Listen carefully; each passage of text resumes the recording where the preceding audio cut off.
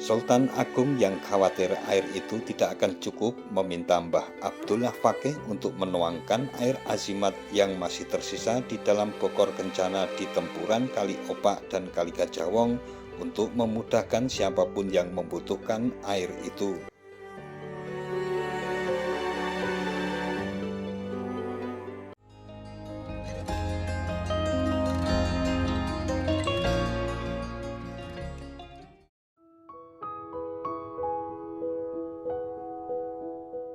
Assalamualaikum warahmatullahi wabarakatuh, Mitra DEM TV. Pada suatu lokasi di Kabupaten Bantul, Daerah Istimewa Yogyakarta, tepatnya di Kecamatan Pleret, ada sebuah desa bernama Wonokromo. Kita akan berbagi bagaimana kisah dan cerita terbentuknya desa Wonokromo ini. Namun sebelumnya, bagi yang belum subscribe, silahkan subscribe terlebih dahulu agar channel ini lebih berkembang dan lebih semangat lagi dalam menggali info-info tentang jejak sejarah di sekitar kita.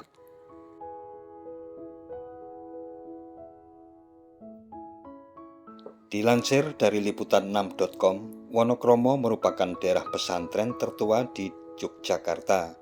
Di kawasan itu banyak tersebar lembaga pendidikan agama Islam yang dikenal dengan sebutan pesantren. Perkembangan pesantren di Wonokromo diketahui sudah ada sejak era Kerajaan Mataram Islam yang dipimpin oleh Sultan Agung.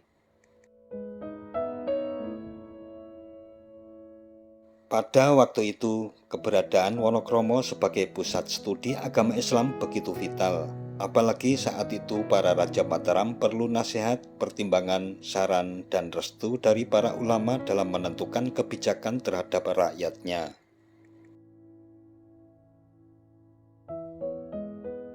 Kisah ini bermula sekitar tahun 1600 Masehi.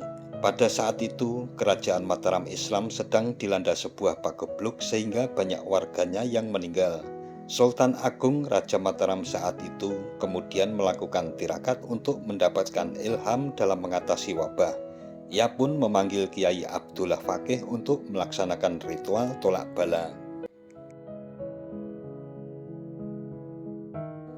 Jika kita berselancar di Google Map, makam Mbah Abdullah Fakih ini akan tertuju tidak jauh dari warung sate Pak Pong yang ada di utara Pasar Jejeran Wonokromo, tepatnya di Ketonggo Wonokromo, Kecamatan Pleret, Kabupaten Bantul, Daerah Istimewa Yogyakarta.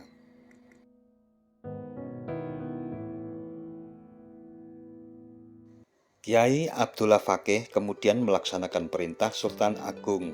Dia menulis rajah dengan huruf Arab yang berisi lafaz Bismillah Ar-Rahim sebanyak 124 kali. Tulisan berwujud rajah itu kemudian dibungkus kain mori putih. Tulisan itu kemudian diserahkan kepada Sultan Agung untuk dimasukkan ke dalam air. Air yang telah dimasukkan bungkusan tulisan tersebut dipercaya mengandung azimat. Para rakyat Mataram sembuh setelah minum air azimat tersebut.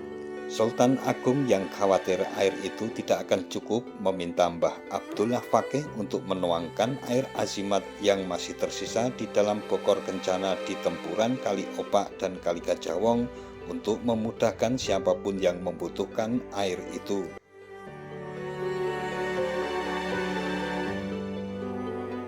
Banyak warga yang mandi di tempuran sungai itu kemudian sembuh dari wabah. Sultan Agung bersyukur melihat warganya sembuh yang melalui perantara Mbah Abdullah Fakih akhirnya pagebluk itu dapat teratasi.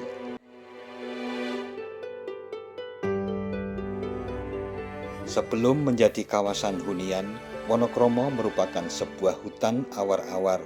Sultan Agung kemudian memberi hak atas tanah di sana pada Mbah Abdullah Fakih atas keberhasilannya dalam mengatasi pagebluk.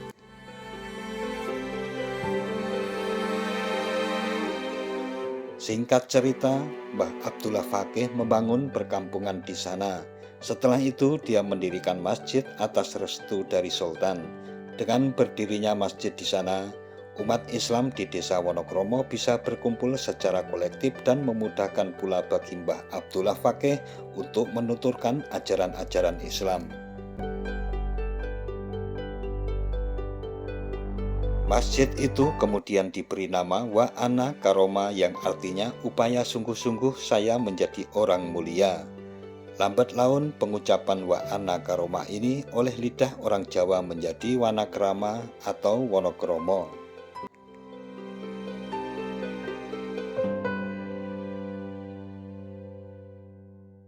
Nah, mitra DMTV, demikian sekelumit kisah terbentuknya Desa Wonokromo dan kisah Mbah Abdullah Fakih yang berhasil mengatasi pagebluk di Mataram atas perintah Raja Sultan Agung. Sekian dan wassalamualaikum warahmatullahi wabarakatuh.